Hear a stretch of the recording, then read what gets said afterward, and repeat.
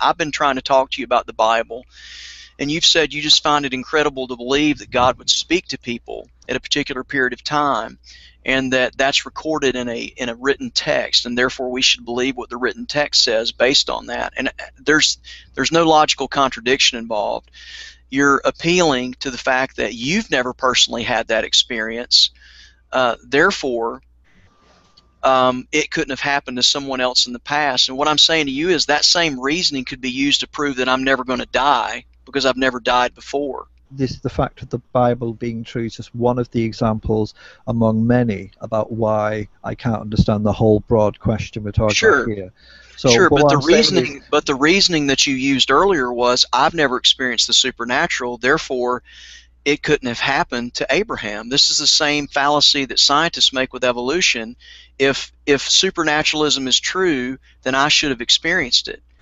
I haven't experienced it, therefore supernaturalism is not true. That's a logical fallacy. Yeah. So that's where faith comes in, and I've got to kind of go into it and kind of imagine that they did it. I mean, how else? No, that's a false understanding of faith.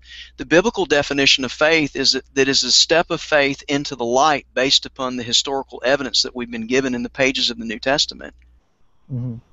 Well, I mean, this isn't some blind leap of faith into the dark that's not based on a trust in God based upon historical precedent and evidence. We have plenty of it. Everything that we have is evidence for the Christian faith. I've already given you some evidences tonight. I've given you evidence from a revised version of the cosmological argument. I've given you some evidences from the arguments from prophecy, from the Old to the New Testament, though I didn't go into much detail there.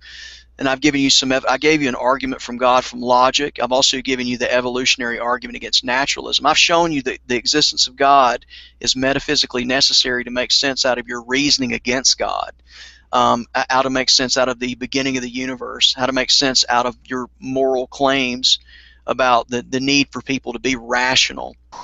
And have you experienced supernatural? Yes, absolutely. Yes, multiple times.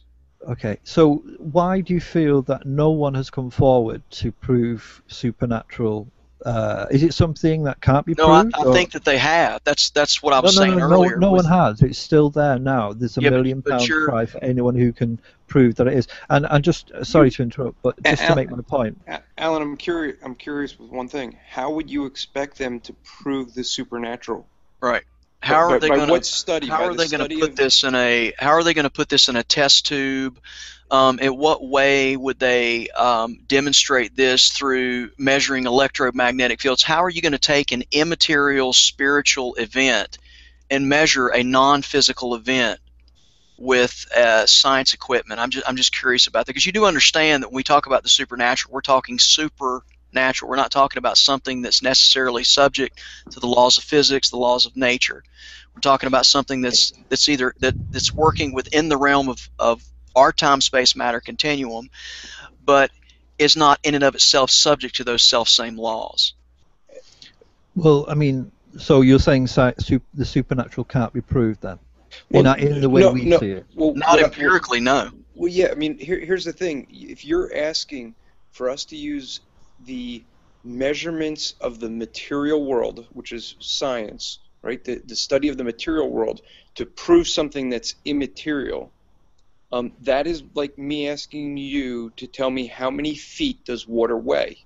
It's the wrong measurement.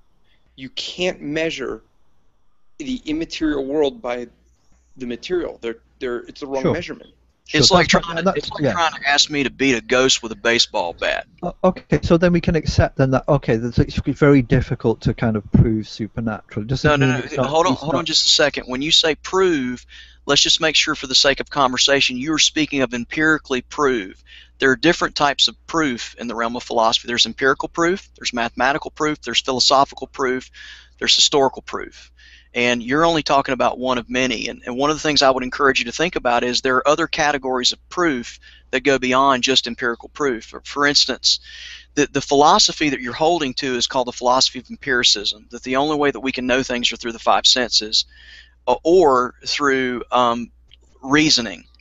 The problem is the philosophy of empiricism itself cannot be known through the five senses. It's not subject to scientific investigation. You can't poke it, touch it, taste it, see it, feel it. You can't measure the concept of empiricism in the science lab. So the idea that we can only know things through the five senses, or that the idea the only way we can know the supernatural exists through the five senses, is itself not known through the five senses. It's a self-refuting claim. So that's something I would encourage you to think about. There are other ways to demonstrate things other than through simple empirical procedures. So it can't be done through science? No. Okay. How are you going to measure an immaterial process? How are you going to beat a ghost with a baseball bat? You can't do it.